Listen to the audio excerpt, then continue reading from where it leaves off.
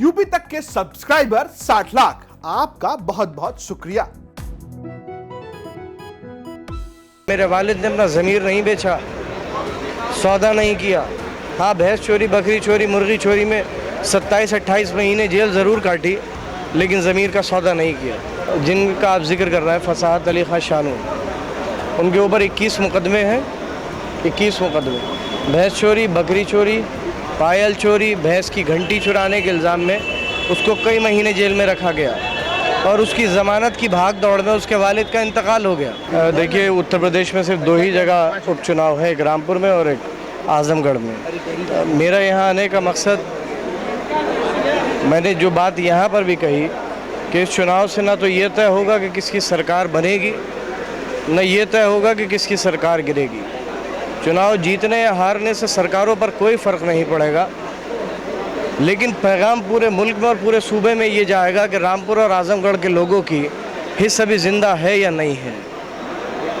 उनकी हिस्स बेरोज़गारी के ख़िलाफ़, उनकी हिस्स नफ़रतों के ख़िलाफ़, उनकी हिस्स जिस तरीके से मुल्क की सड़कें आज जल रही हैं, नौजवान अपना मुस्तक़बिल एक अंधेरे में देख रहा है, उस हिस्स के ख़िलाफ़ ये चुनाव पैगाम देगा पूरे देश को कि रामपुर और आज़मगढ़ के लोग अपने फ़ैसले में क्या देखना चाहते हैं। वो मोहब्बत देखना चाहते हैं, वो नफ़रत देखना चाहते हैं, वो एक दूसरे के मज़हब की तौहीन देखना चाहते हैं, या एक दूसरे से गले मिलकर रहना चाहते हैं। अब्दुल्ला भाई, जिस तरीके की बातें थी, ख़ास तौर पे जो मैसेज आया शुरू में कि आपके पिताजी अब जो नाराज़ चल रहे हैं समाजवादी पार्टी से, और आप देखिए, कहने को बहुत सी बातें हैं, ना ये मौका है और न वक्त है। और अगर मैं नाराज़ होता तो यहाँ नहीं खड़ा होता, वहाँ खड़ा होता जहाँ पर खड़े होने बहुत से लोगों ने कोशिश भी करी, बहुत से लोगों की ख्वाहिश भी थी, और वहाँ खड़ा होता जहाँ की कोशिश की गई थी।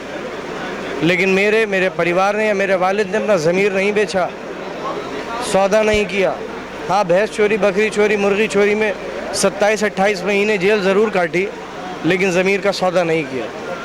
जिस तरीके का मार्मिक इस तरीके का आजम खान साहब का आज बयान रहा और काफ़ी तरीके से यहाँ के लोग मुतअज्जिब भी रहे उससे, लगता है आजमगढ़ ख़ास तौर पे जो सबक की बात कही गई, जो मैसेज देने की बात कही, उसको लेके आप कितना क्या कहें?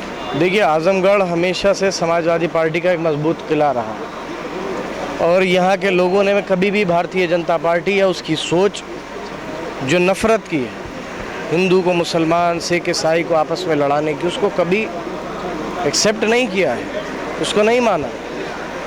अखिलेश यादव साहब यहाँ से MP हैं और लीडर ऑफ अपोजिशन हो जाने के बाद उन्होंने यहाँ से इस्तीफ़ा दिया, तो यहाँ की आवाम का न नज़रिया कल बदला था और ना आज बदला है। और इस बात को आप 26 जून को ज़रूर देखेंगे। आखिरी सवाल होगा हमारा कि जिस तरीके से लोगों में गलतफहमियां पैदा करने के पीछे मकसद क्या था? एक आपके बहुत नज़दीकी थे जो कहा गया कि आपके एक तरह से पिए थे, उनका बयान था कि अब्दुल दरी बिछाएगा, चटाई बिछाएगा, इस तरीके की भी बात। मैं आपको एक बात बताऊं, जिनका आप जिक्र कर रहे हैं, फसाहत अली खां शानू, उनके ऊपर 21 मुकदमे हैं।